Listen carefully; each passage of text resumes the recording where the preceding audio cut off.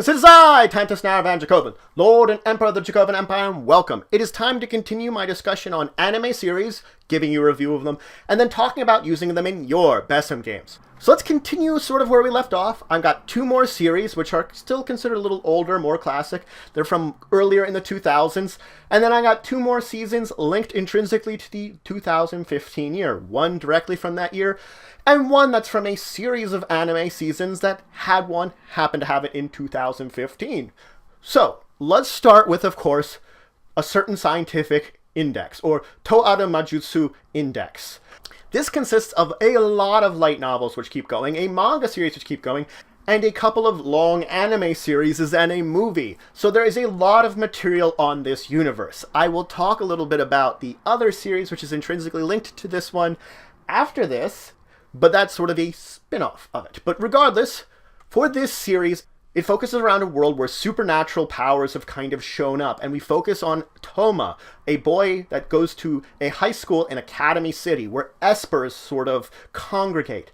He runs into this girl named Index, and by kind of encountering her and her plight, she's an English nun, the small one but her plight and getting involved with her brings in magicians, which apparently have existed in this world, and then he gets caught up in this sort of pseudo-conflict between espers and magicians, and the things that are going on in Academy City in the shadows that he kind of ends up getting involved in, just because he's also a good guy and wants to do the right thing. So he has this interesting mixture of sort of the psychic esper level and then the magical level, which is more of a studied rather than inborn, and it's a very interesting kind of mixture, all focusing on this city, Academy City, which is almost technologically advanced and has this kind of espers that have shown their strength within it. It's a city of science. Now for the genres, this one, I call on action. Toma gets into fights with people to help defeat the bad guys, help save the day. There's lots of combat going on, for lots of action going on. It's a comedy drama too. It has this very comical points in time, but it almost is used to kind of cut away from some of the kind of dark drama that exists there. There are dark things going on in this town, in this city, involved on both sides. Usually you kind of hint, especially in the anime series, on the stuff going on the esper and the science-based side, but it just kind of hints at it very well, but they have these comedic overtones to kind of cut through it and make it just bearable a little more, that you're not getting overwhelmed by that darkness. But it's also then a fantasy. There's magicians with magical powers, magical spells, summoning creatures. There's also espers with their crazy powers that they have. It is this interesting combination of kind of this more science-based powers to the more general fantastical-paced powers that kind of intermix in a very interesting mannerism. Now, I would rate this one a 5. It is one that I would recommend checking out.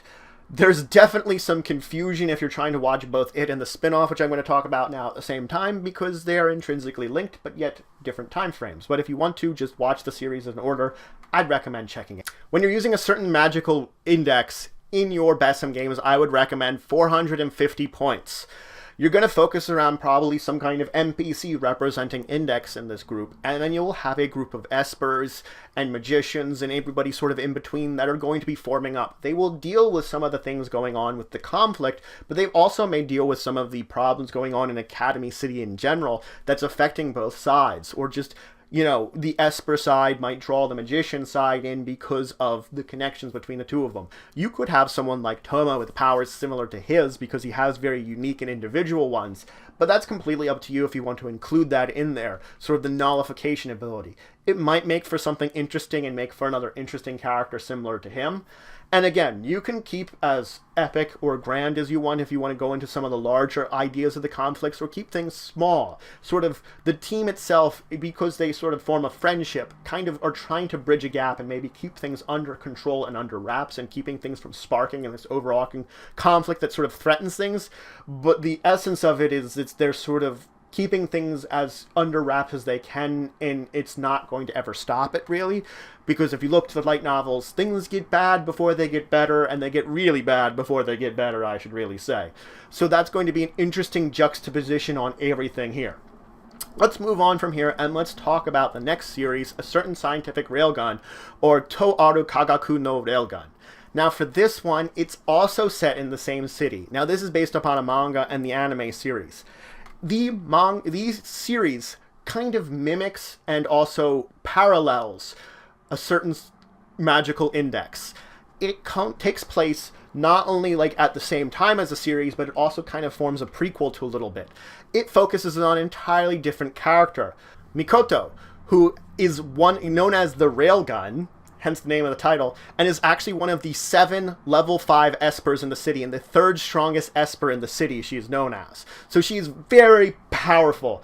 She has the ability to use electromagnetism to fire a projectile that she would have in her hand at the speed of a railgun, hence her name. She herself deals with a lot of stuff that's going on in Academy City, and the series kind of follows her and her friends, who her friends are involved in Judgment, the organization that tends to keep the peace of the city, so she tends to get involved in these cases that go in through Judgment. So it's a little bit more like crime and Esper related than the other series, so it's going straight to on this. Now again, there are some parallels, and you can see points in time during this series that are taking place during Index. But it's not really necessary to watch them in any kind of crazy order. If you do, it gets really confusing the entire timeline. Don't bother with it. But if you just want to watch this one on your own, you very well can. So she gets involved in a lot of these cases, and some cases that are related to Esper-related crimes. They're kind of pretty big ones, and dealing with some of the other level 5s and other various dangerous organizations and the dark, seedy underbelly of the city. She really deals with that more than anybody else, the kind of darkness to the signs that's going on there. The genres are similar to a certain magical index. They first is an action. There's battles between espers, combat between criminal activities, things going on like that. It is also, again, a comedy drama. It has these sort of dramatic and dark undertones that they use some very light comedy to try to mitigate some of and make it a little more stomachable and palatable. But this one is a science fantasy.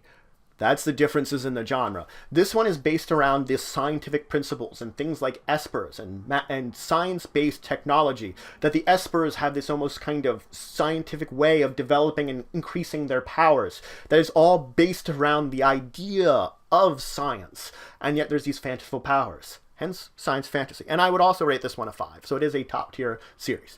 Now, if you're using a certain scientific railgun in your BESM games, I would also recommend 450 points for this one too. We're going to keep some consistency here. You're going to focus on a group of characters that probably a few of them are members of Judgment, and they're going to deal with some of these kind of Esper crimes that are pretty large Esper crimes and dealing with resolving those. You can have other characters that maybe aren't in that, taking the place of Mikoto sort of in the team, and the other characters can sort of do that. So you want at least a few that are going to be in Judgment, and then they're going to be willing to help out with Judgment and getting any of these kind of crimes and taking care of getting things in order in the city.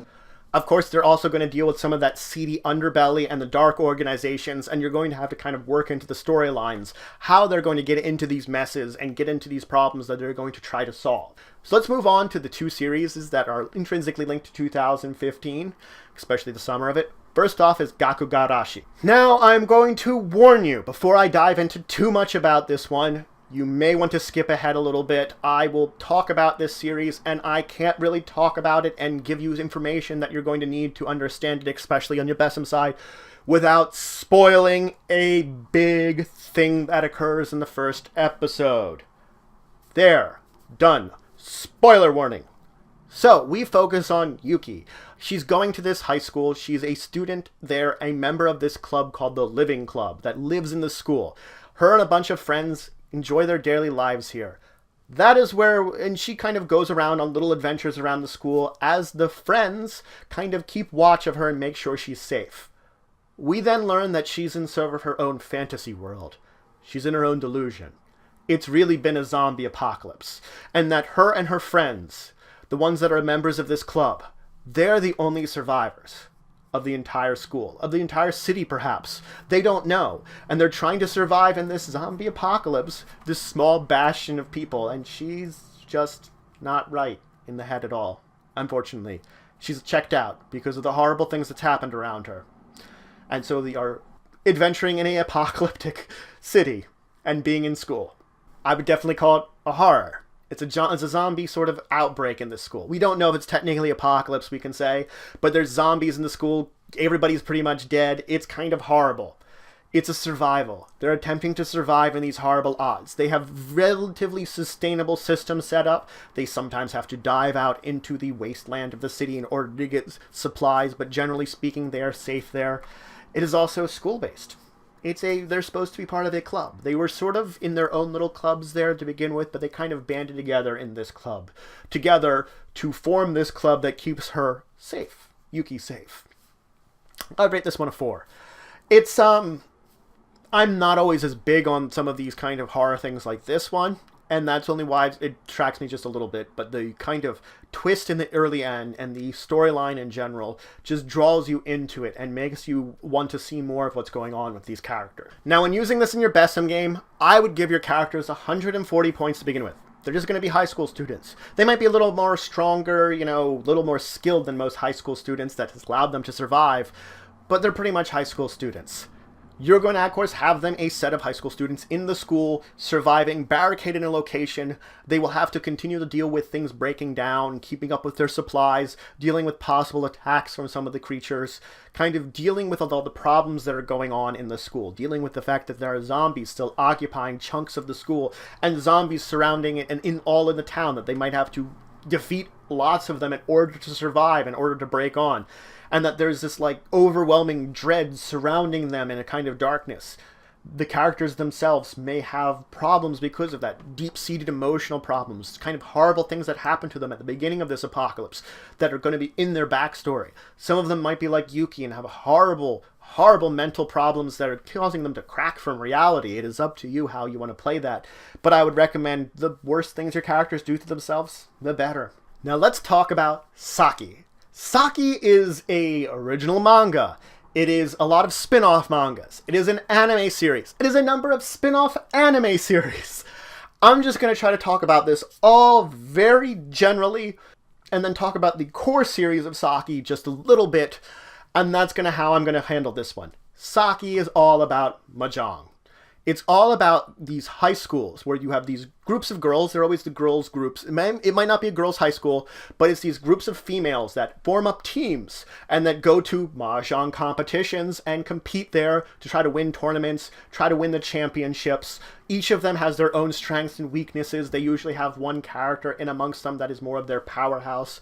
There always seems to be these kind of strange, supernatural, or fantastical elements to some of these players, that they have abilities that seem beyond the scopes of normal humans when it comes to playing mahjong, that can be very entertaining and interesting. It is actually a very great series. I would definitely recommend it. The main series, of course, focuses on a character named Saki. She eventually gets kind of taken in by the mahjong club in her school because she has this kind of pedigree of them. Turns out, though, she's sort of been taught in this way that she doesn't tend to win because she doesn't want to win, and they convince her to have fun and just do what she does best, and she wins. And she's really good at it. And that leads them into the trying to win the main national tournament and get into it, and that's where most of the series around Saki take place, around into the various tournaments leading up to the nationals. There's in fact an entire anime series based around them at the nationals. The spin-off series are very similarly met, but have different characters, different relationships between the characters. They're not always set in the same sort of time frame of things, but they are as similar and function the same way. Same universe. Now, I would call this one a sport. Now, when I call it a sport, I'm being very liberal with it. It's a game/sport. You don't really see mahjong as an actual kind of sport, just similar you see as a chess. So it's sort of like a gaming sport combination there. It has the feeling of a sports-based anime, but with a game in taking its place. So that's why it's both a sport and a gaming anime. It's a kind of weird combination of these two genres that function into a point in time. It does take a lot of elements that you'd find in a normal sporting anime, but it has a game at its center, not an actual sport. It's just kind of very unusual, but it is very entertaining. I'd also call it a fantasy. They have really weird powers, and some of them get, there's one that gets possessed by a deity in one of the animes, and others that have, one of them that's got this, eye that when she opens it, she, gets a special abilities that she always has the one closed. It just... predicting the future. like other various powers, like strength of overwhelming your other people with the force of your personality. It's very fanciful version of Mahjong, of Japanese Mahjong. But it's very entertaining, as I said. That's why I rate this one a 5. Let's just dive into that part of it. I rated a 5. Let's talk about using it in your BESM game. I'd give your characters 180 points. Because of any unusual abilities they may have, they will have the extra points. Now, of course, you're going to be a team of, well, you could really be a team of anything. I would recommend you like stay with the anime series and stay with a team of girls that's going out to play Mahjong. Now, technically, it seems to be in a team of 5. You could always have an alternate if you wanted more characters, more players, or you could have some NPCs to fill in the gaps from this team. So you have at least a team of 5 PCs. You may have less or more, but you will have supplemented in whatever way seems appropriate. Then they go, and of course they have their normal school-related activities, their club-related activities, training with Mahjong, training with each other, going to smaller tournaments, bigger tournaments, trying to win these tournaments, competing against other ridiculous teams with their own ridiculous things that they're doing, maybe going into like training camps to train more, get along with your previous enemies. You know, they're always that sort of thing that you've defeated that previous enemy that early on, and now they've become sort of linked to that you're your friends. Moving towards more powerful enemies in the future to defeat with Mahjong. And of course, Japanese-style Mahjong. The way you're going to play the game is going to be interesting, and it will probably be a combination of gaming roles, competing against each other for every round, effectively what it would be, plus uses of possible powers that they would have to kind of mitigate things, that you could make a game of Mahjong last for a little while with different things going on, that each player could come up with what they're doing also to help enhance the way that things are going. So that's it for today. I've talked about 4 more series, anime series, reviewing them, talking about how to use them in your BESM games. Of course, next time, there'll be more of them. So if you have any questions, comments, anything you want to say, anything you think I left out, please leave in the comments below. Please like, share, and subscribe to show support for the channel, the Empire, and the work I do. If you want to show some extra support, check out my Patreon, linked in the description below. But regardless, until the next time, I bid you farewell.